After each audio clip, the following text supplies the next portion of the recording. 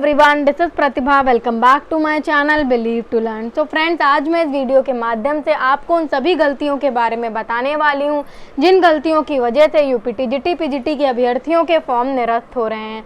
दोस्तों, कई सारे अनुदेश आपको जैसा कि पता ही है एडवर्टीजमेंट में दिए जाते हैं, लेकिन उनमें से कुछ अनुदेश ऐसे हैं जिस पर आयोग इस बार बहुत ज़्यादा कठोरता दिखा रहा है और वो बच्चों के फॉर्म को निरस्त कर रहा है। तो अगर आपने भी इनमें से कोई गलती करी है तो आपका भी फॉर्म रिजेक्ट हो सकता है। तो चलिए जान लेते हैं ऐसे कौन से अनुदेश है जिन पर आयोग सख्त कार्रवाई कर रहा है।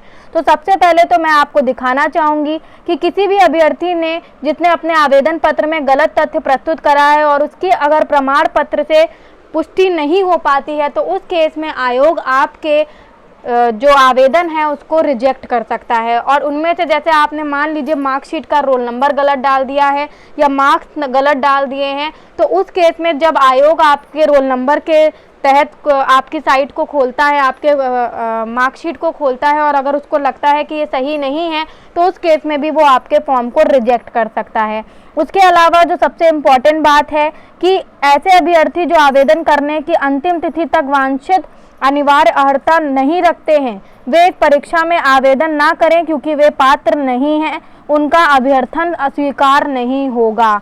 अगर आपके मतलब आखिरी डेट तक आपने कोई ऐसी उस आवेदन पत्र में सूचना डाली है जिसके लिए आप अभी एलिजिबल नहीं हो, तो उस केस में भी आपके आवेदन को स्वीकार नहीं किया जा रहा है, क्योंकि आपसे जो भी डेटा लिया जाता है वो साइट पर उसे चेक करते हैं और अगर उसके बाद उसकी पुष्टि नहीं होती तो इस बार आयोग काफ़ी कठोरता दिखा रहा है और वो फॉर्म्स को निरस्त कर रहा है।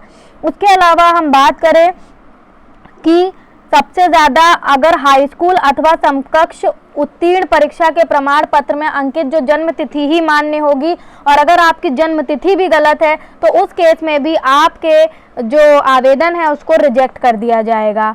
उसके अलावा आखिरी में आवेदन पत्र में यथास्थान तथा नवीनतम फ़ोटो ही अपलोड करनी है। आपको बहुत ज़्यादा पुरानी फ़ोटो अपलोड नहीं करनी है और जो साइज़ है उसी साइज़ के फ़ोटो और सिग्नेचर को अपलोड करना है और उसी सिग्नेचर से ही आपको साइन करना होगा। ये तो खैर बहुत नॉर्मल सी बात है, ये आपको पता ही है, लेकिन रिजेक्शन के जो कारण हैं वो ये भी हैं कि फ़ोटोज़ और सिग्नेचर कुछ लोगों के अपलोड नहीं हो पाए और कुछ लोगों के प्रॉपर साइज में अपलोड नहीं हो पाए, इस वजह से भी फॉर्म रिजेक्ट हो रहे हैं। हालांकि बैकग्राउंड वाला कोई इशू नहीं है, तो बैकग्राउंड के लिए आप लोगों को परेशान नहीं होना है।